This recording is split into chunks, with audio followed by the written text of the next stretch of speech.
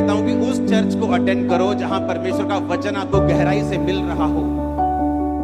वो जहां भी हो, आप जहां भी जिस देश में मुझे सुन रहे हैं, अगर आप वचन में कच्चे रह गए तो शैतान के लिए आप एक इजी टारगेट है। उसे मालूम है कि उसे एक्सपीरियंस है, वो पुराना सांप है, उसे मालूम है आपको किस तरह से घेरना है। उसने यीशु मसीह के पास आके बड़ी बड़ी बातें नहीं की। उसे मालूम था कि 40 दिनों का यीशु मसीह भूखे हैं, तो उसने कहा कि अगर तो परमेश्वर का बेटा है तो पत्थरों को रोटियां बन जाएं, बोल दे।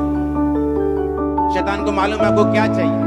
किसी की कमजोरी पैसा है, किसी की कमजोरी व्यभिचार है, किसी की कमजोरी कुछ है। उसे मालूम है आपकी कमजोरी क्या है। किसी की कमजोरी डर है, किसी की कमजोरी उसकी पढ़ाई है, किसी की कमजोरी उसका बिजनेस है, किसी की कमजोरी उसके रिश्तेदार हैं। शैतान को मालूम है आपकी कमजोरी क्या है, और अगर आप वचन में कच्चे हुए वो आप ही की कमजोरी को आप ही के खिलाफ यूज करेगा और आपको गिरा देगा। और वचन आपको ताकत देता है अपनी कमजोरियों के ऊपर ओवरकम करने के लिए। वचन आपको ताकत देता है अपने पाप के ऊपर कब्जा करने के लिए। इसलिए परमेश्वर ने कहा अपने शरीर को शैतान के हाथों में, पाप के हाथों में नहीं सौंपो। अपने अंगों को